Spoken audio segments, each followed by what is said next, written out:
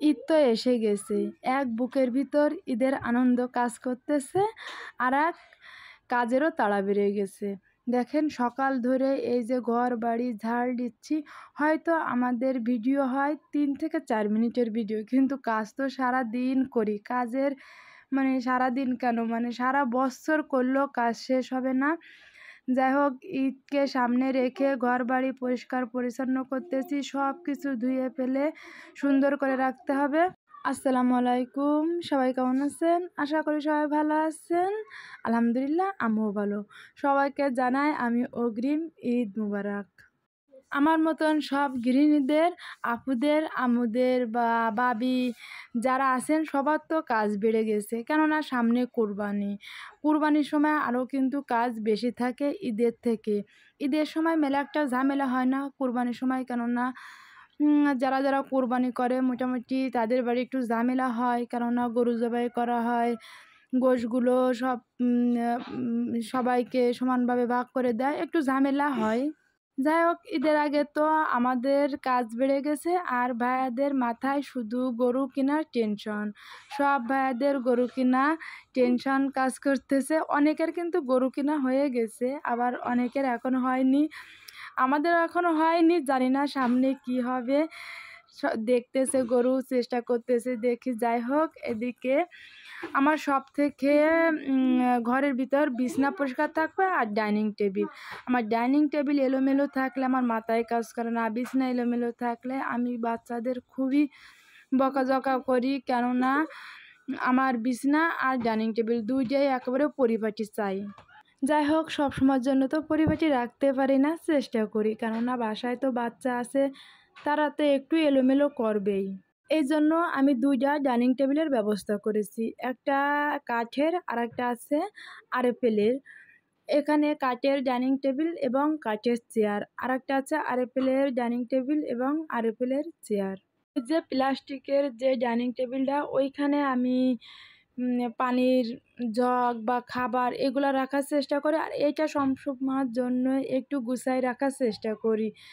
যাই হোক, এদিকে বাচ্চাদের স্কুলও বন্ধ আছে, এই জন্য আমি একটু কাজ করতে পারতেছি। আজকে ডাইনিং টেবিলের উপর কাপড়টা, চেয়ারের কভার সব কিছু ধুয়ে দেব। সারাদিন তো কাজ করি, কাজ কাম শেষ করে বিকালবেলায় এই নামাজ পড়ে এসে এই যে আমি সিঁড়ির সামনে বসে আড্ডা দিচ্ছি। এখানে আছে পাইমা, তুনা, লাবিবা। আমি বাচ্চাদের সাথে আড্ডা দিতে পছন্দ করি, কেন জানেন? যে বাচ্চাদের মনে কোনো হিংসা অহংকার কিছু নাই। বড়দের সাথে একটু কোনো আড্ডা দেবেন, কোনো কথা বলতে যাবেন, হয়তো তারা সামনের পরে আপনাকে অনেক ভালো বলবে, আপনার সাথে খুব মিষ্টি মিষ্টি কথা বলবে। যে আড়ালে চলে যাবে, দেখবেন আপনার বদনাম, আপনাকে নিয়ে কত রকম নিন্দা করবে। এই জন্য এখন আমার বড় মানুষের সাথে আর মিশতে ভালো লাগে না। এই জন্য আমি ছোটো মানুষের সাথে আড্ডা দিতে পছন্দ করি।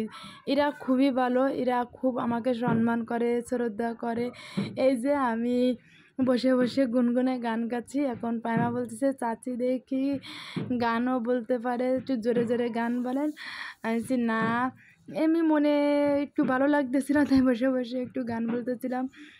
আমি ওইরকম ভালো গান গাইতেও পারি না, কিন্তু যখন বসে থাকি বা একটু মনটা ভালো থাকে তখন একটু গান গাওয়ার চেষ্টা করি। আমার সব থেকে বিকেলবেলায় এদের সিঁড়ি ফরে বসে বসে আড্ডা দিতে খুব ভালো লাগে। এই জায়গা বসে থাকবো, দুই সাইডে ফুল গাছ থাকবে, সারাদিন কাজ করলে এই জায়গা বসলে আমার কাজের ক্লান্তিটা দূর হয়ে যায়, মানে আমার এত শান্তি লাগে। যাই হোক, সন্ধ্যা হয়ে আসতেছে, এখানে প্রচুর মশা, খুব মশায় ডিস্টার্ব করতেছে। এখানে প্রচুর মশায় খুব ডিস্টার্ব করতেছে, এই জন্য এখানে আর বসবো না মেলাক্ষণ। যাই হোক, সবাই ভালো থাকবেন। সামনে ঈদ আসতেছে, সবার তো বুকের ভিতর একটা ঈদের আনন্দ কাজ করতেছে। আর যারা শহরে থাকে তারা তো বাড়ি আসার জন্য ব্যাগপত্র গুছানো, মার্কেট করা, সবাই এই আনন্দে আছে। একটা সময় এই আনন্দটা আমারও ছিল, তখন ঈদের আনন্দটা বেশি ভালো লাগতো। এখন বাড়ি থাকি, আসলে ওইভাবে ঈদের আনন্দটা লাগতেছে না, কেননা দূর থেকে গ্রামে এসে ঈদ করার আনন্দটাই আলাদা। আজ আমার ভিডিওটি এই পর্যন্ত, সবাই ভালো থাকবেন, আল্লাহ হাফেজ।